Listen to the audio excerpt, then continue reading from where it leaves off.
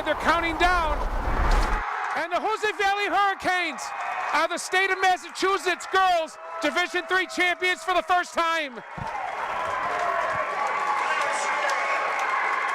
The final score from WPI, the Hoosick Valley Hurricane girls 66, and the Spartans of St. Mary's of Lynn 49. We are the Hoosick Valley Hurricanes, Division III state champions, and you are watching High School Basketball Weekly. Think about it. Think about it.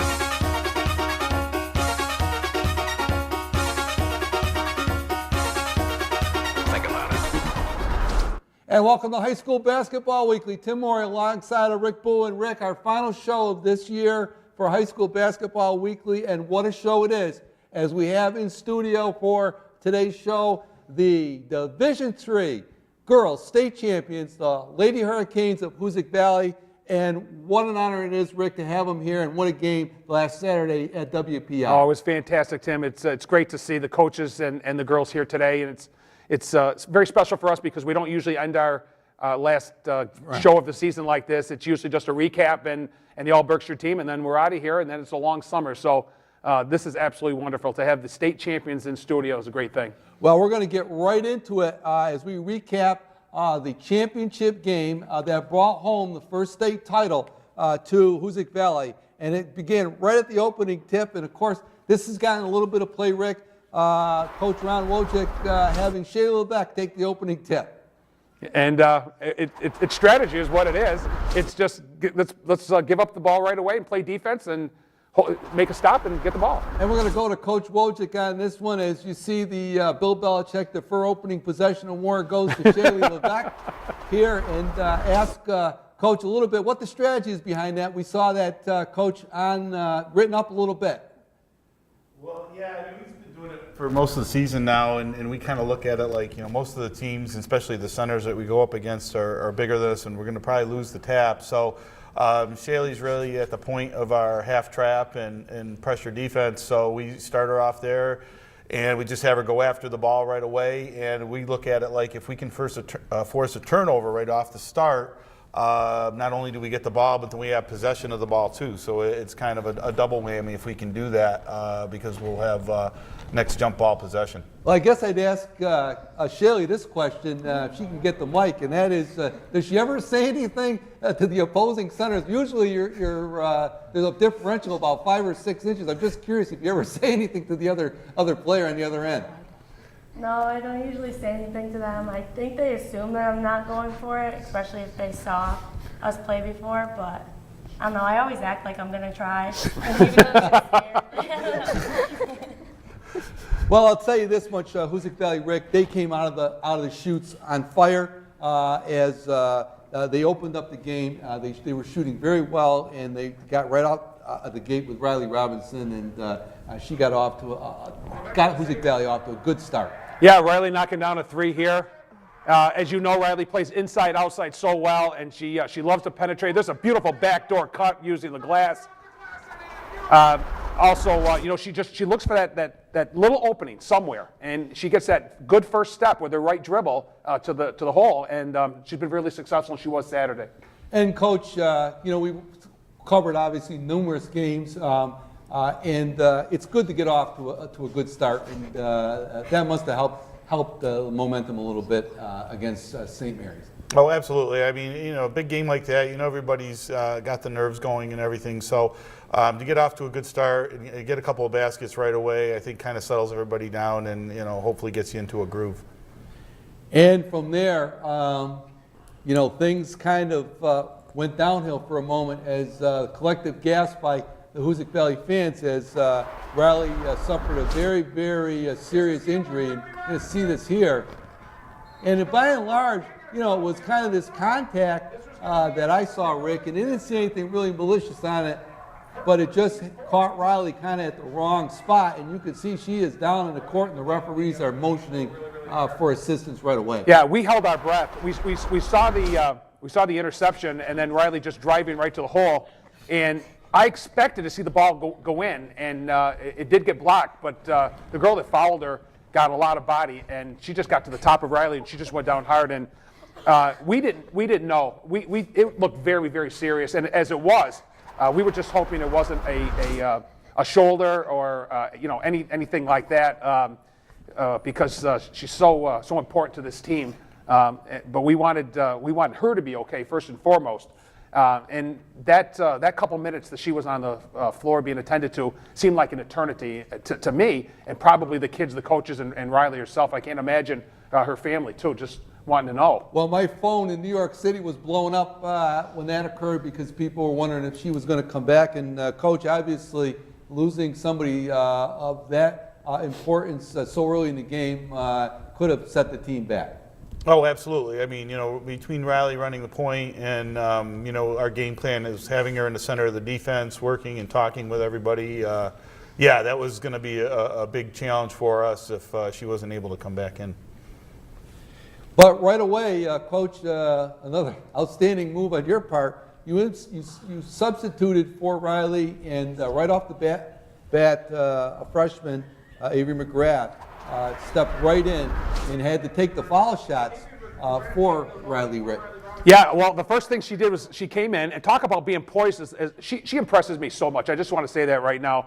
She's so poised.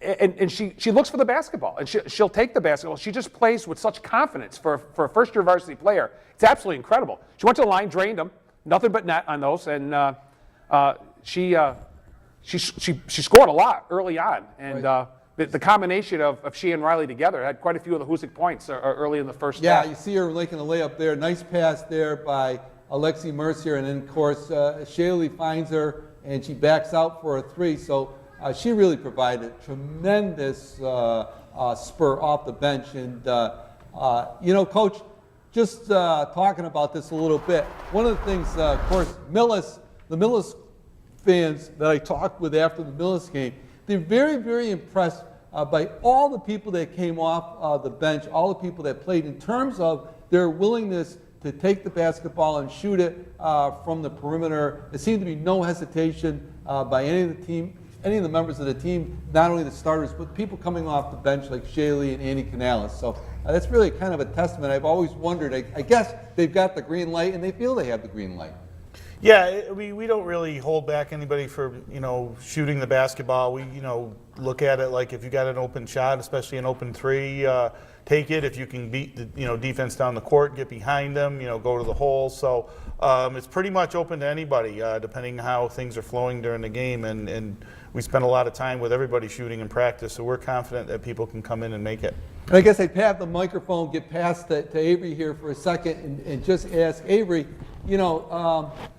freshman, it's quite an accomplishment to come off the bench as a freshman in these kind of atmospheres. We saw you in the Western Mass title game, the semifinal game, and in the championship game here. You were able to really help your team out off the bench and give them a little bit of a boost. But there must have been a few nerves out there. Yeah, it was really hard coming off the bench as a freshman, especially. And trying to do my best, trying to fill Riley's shoes was even more hard.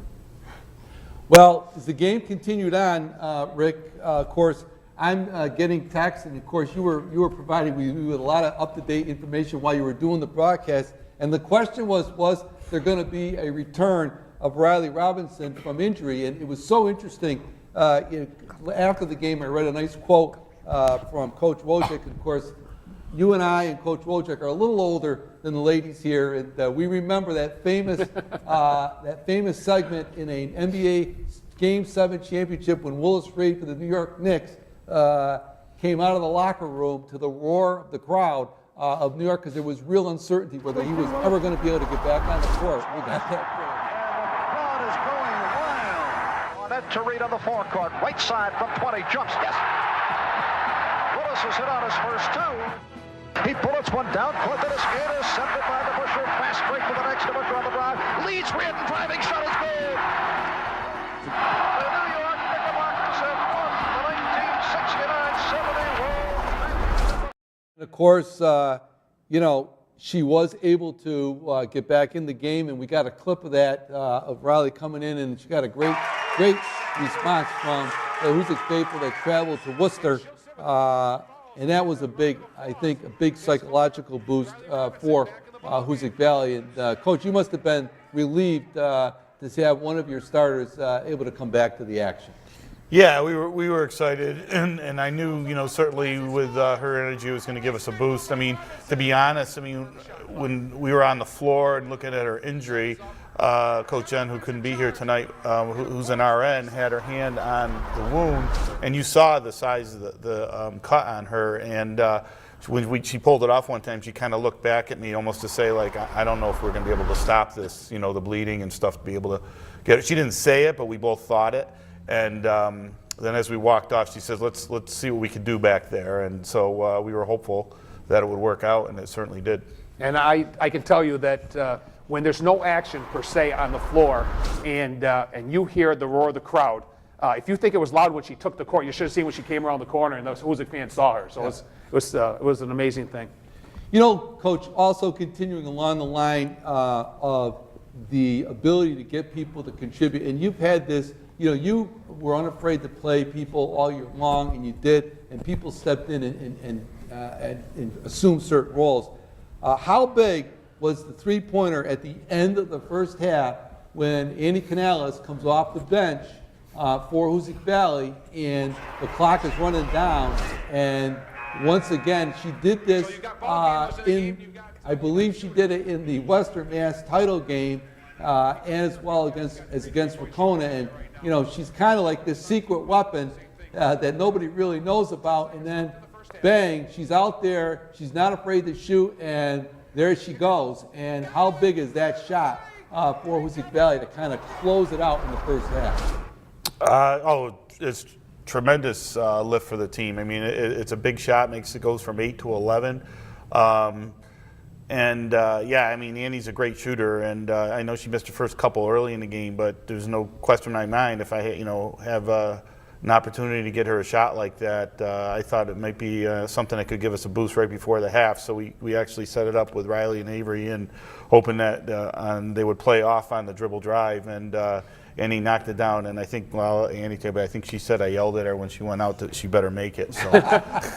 Well, I guess we'd ask Annie a couple questions. Annie, how difficult, we've seen this come along now in a couple of these games in this tournament run, where you come off the bench and, you know, you're sitting on that bench, you obviously have the ability to shoot it, but it's tough to come off there when you're sitting down there and just let it go. And I'll tell you, you've made some big baskets in all of these games. Well, I know, like, when Coach puts me in, he always says to me, you better make it. So I don't get as much playing time as, like, the other girls get, but I know when I go in, I better make it. Not too much pressure, right? You know, Tim, I thought it was a great coaching move. There's little things that coaches make that aren't seen very, very often. But when I think Kaylee Wynn had come out, she was in for defensive purposes, I believe, and Annie went in. You got to remember too that Allie and Lexi were both on the bench. I think they both had 2 fouls at the time. Coach Wojcik didn't want them to pick up their third in the first half. And so he put out the team that he thought would give him the best shot. Putting Annie, of course, gives you that threat. And I wasn't surprised to see her get the ball. It certainly wasn't surprised to see her knock it down. Well, you know, also, again, consistent with the theme, talking with the people from Millis, you're talking about players like Annie Canales, Kaylee Wynn. It just struck the Millis folks how composed all these players are for Hoosick Valley, despite their age, et cetera. They seem to step right in there, and they just play with tremendous poise, and we've seen that pretty much all year long. We have. I mean, for some teams, it's just an absolute thrill just to make it to the Curry Hicks cage. For the Hurricanes, it's almost home away from home. Even though they didn't make it last year, that's old history now. Right. They felt very, very composed. And again, I saw nothing. I saw nothing but confidence when they took that court against St. Mary's on Saturday.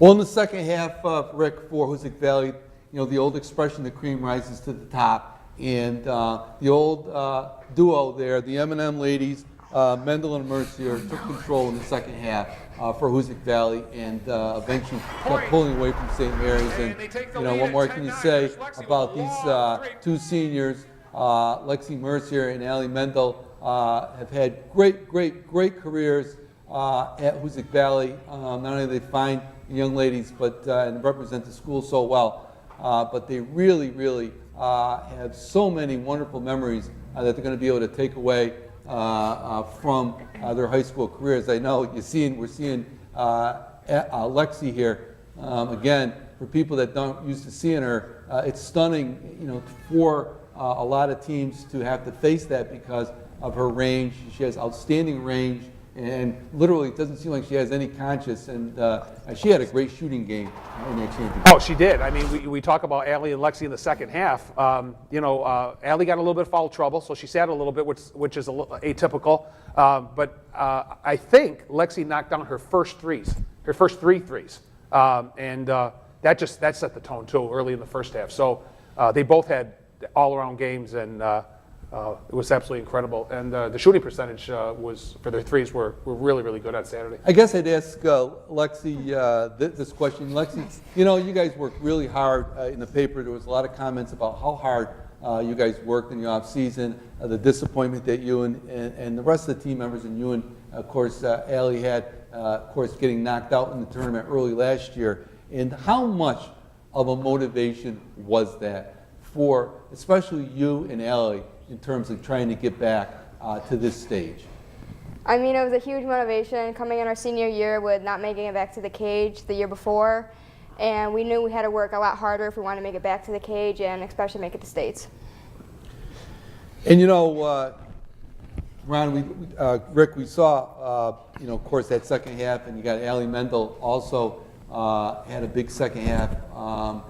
And between Allie and Lexi, they kind of really took over for Hoosick Valley and really kind of paved the way for the championship. They just bedeviled the St. Mary's in that second half, and you can see it here. And I just think they were the dominant force there for Hoosick Valley. Yeah, they were the dominant force. Those are your leaders. Those are two of the three captains, and we've been admiring their play for 4 years. Tim, we talked about them for 4 years on this show, and you said it better than anybody. The cream rises to the top, and they pulled through, and it's a whole team effort. I'm a firm believer that every young lady that Coach Wojcik puts on that floor plays a role in a victory, and that certainly happened on Saturday. And Allie, I'd say to you, of course, you've been a member of 2 Western Mass teams and 2 state finalist teams. It's certainly different when you win. I mean, you guys brought home the state title, and that has to be just an amazing feeling. Yeah, it was great to win the states this year, especially for me and Lexi, because our senior year has been good 4 years, and it was even a greater team win because we had a lot of contribution off the bench. And Coach, we've talked about it. We've watched Hoosick Valley a lot over the years, especially these young ladies, and of course the younger ladies who are just coming up to the program. And there's contributions. The game of basketball is a game that features a lot of different facets, as you know. You've got to be able to play defense. You've got to rebound, and you've got to score. And you've got somebody that I think had a consistent run for you, and that's Sarah Field.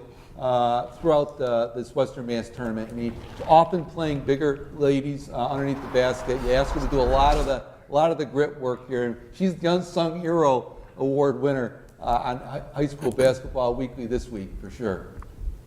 Yeah, Sarah's played a huge role for us. She always, is matched up typically with a bigger person, and had a great tournament, filling the role when we needed her to score. But also giving us defense and rebounds on the other end, and she does whatever we ask of her. And like you said, it's a team effort, and working together as a group, filling whatever role you need is definitely huge for us. Well, our producer director Peter Gentile put together a great statistic, and it's called By the Numbers. We got a graph here that we want to show everybody that talks about just how difficult it is to reach the state championship in Massachusetts. And by the numbers, there's 86 teams in Division III in Western Massachusetts. And Hoosick Valley played 25 games this year. They won 21. And Rick, we talked about this I thought they played the most demanding schedule of any Division III team in Western Mass by far with their schedule. Yeah, as you mentioned, Peter had asked me the other day to do a little bit of research, and I did. I came up with the 86 teams considering the North, the South, the Central, and the West. And I think there's maybe 12 or 14 in Western Mass. But if you take a look at all those teams, you take a look at the Catholic League out of Boston, which is so powerful. And when you bring home a state title, that's absolutely incredible. You are by far the best team in the state of Massachusetts. Right, and they really played their best when it counted the most. I thought that their run at Foxborough and then in the state tournament was their best basketball of the year. They really came together as a team, and they really are deserving Division III state champions. There's no question about it. And we want to congratulate the coaching staff of the Lady Hurricanes and, of course, the players for a tremendous season. We want to thank them for taking some time out of their busy schedule. I know they've got a lot of things that are on their plate at school and in the community. We want to thank them for coming to High School Basketball Weekly for our show. And for those of you who are watching, if you want to see the Division III state championship game, you can see it right after this show. Tonight, you will see the game. We're going to have it on at 8 o'clock.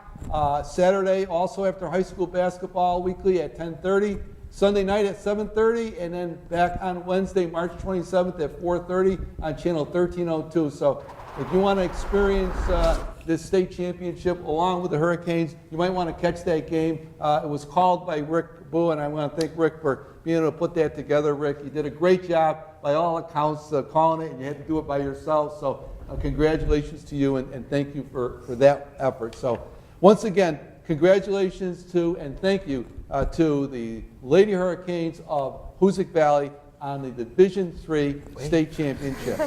All right? Congrats, girls. Thank you. Thank you. Okay, to wind it up, we've also got, of course, we don't want to leave out our final show. We got Taconic in Division II, Rick. They came up a little short in the state championship. Yeah, the Taconic Braves, as the Hoosick Valley Hurricane girls, were the two remaining Berkshire County teams.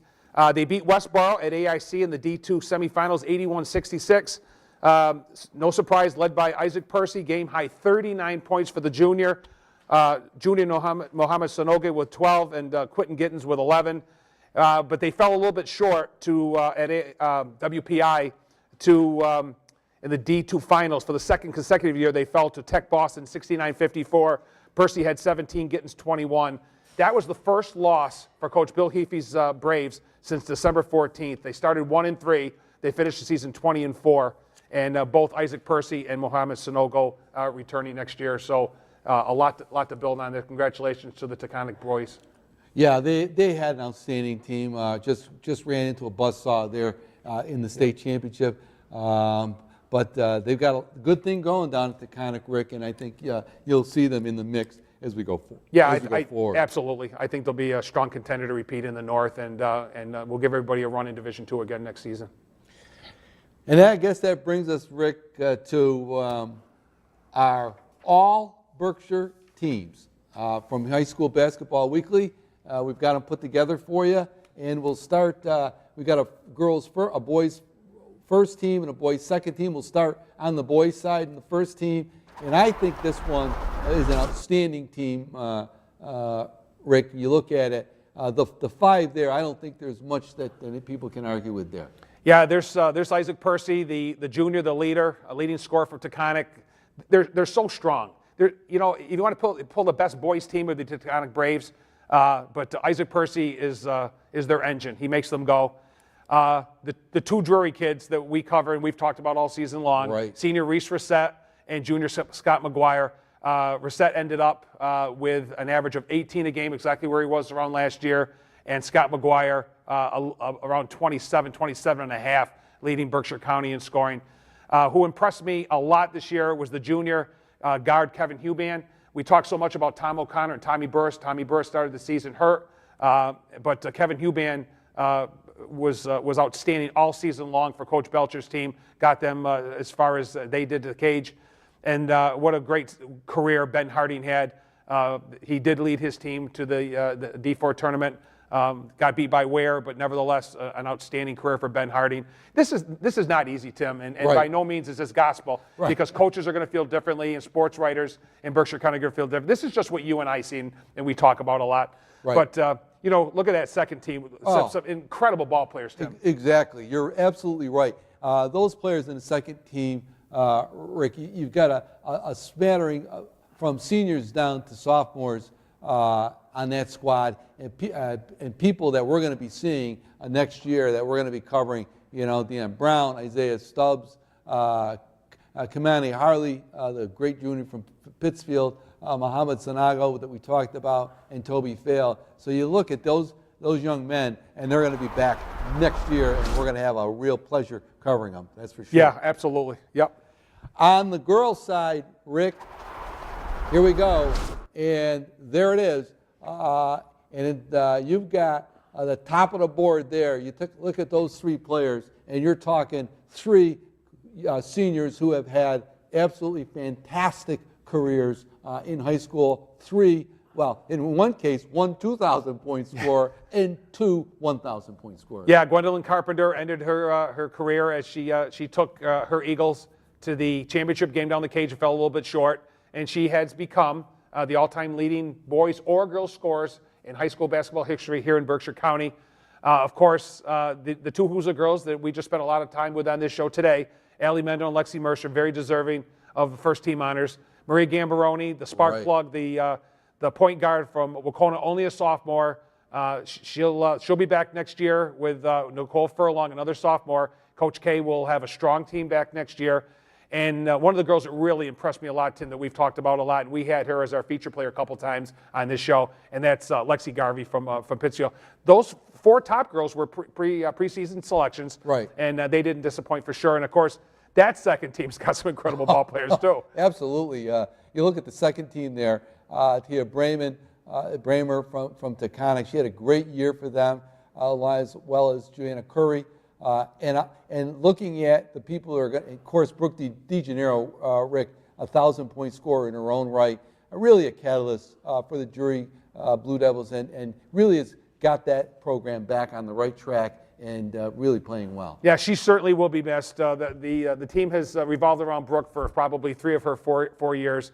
And what she reminded me a lot of was like Allie Mendel, a true leader, plays really, really hard defensively and offensively, and can shoot the three and can take it to the hole. So I'll miss covering Brooke, but you got some kids coming back, and the Secretary of Defense, Riley Robinson's one of them. So. That's right, the Secretary of Defense, scar and all. Well, those are our all Berkshire teams, and I want to congratulate and thank Rick Bowie for doing so much to help put that together. We also had the All-Star Boys game and the All-Stars Girls game that was played recently, Rick. Yeah, down at Taconic High School, Tim, last Friday, the day before the state championship games, there was the All-Star game, and it's really, really too bad that some of the kids couldn't play. Primarily, some of the Taconic boys and the Hoosick Valley girls. Right. In the boys game, it was a shootout. Team Mark Alford beat Team Churchill Cotton 130 to 127. We'll give you some of the scores that were in double figures. For Team Mark Alford, Toby Fail with 33 points, the junior from Mount Greylock with 11 threes. Deon Brown, the outstanding sophomore from Monument Mountain with 32. Scott McGuire with 28. Jeremy Beanie, the senior from McCann, the senior center with 16, and Reese Forsett 11. So it's a lot of NBA action there. From the other team, Churchill Cotton, Kamani Harley with 31, Tom O'Connor from Wacona with 21, Shane Steinman from Lenox High School with 18, Tommy Burris from Wacona at 15, and Ben Harding with 10. The girls, Lou Markham's team, Team Lou Markham beat Jack Demurat 82 to 49, Lexi Garvey with 28, and Mary Powell with 15, and Joanna Curry with 20, and McCann's Grace Tyler with 10. But they were also missing the Hoosick Valley girls anyway. That's right. So. Well, listen, Rick, before we close off on Northern Berkshire Community Television here, High School Basketball Weekly, we've got a lot of credits.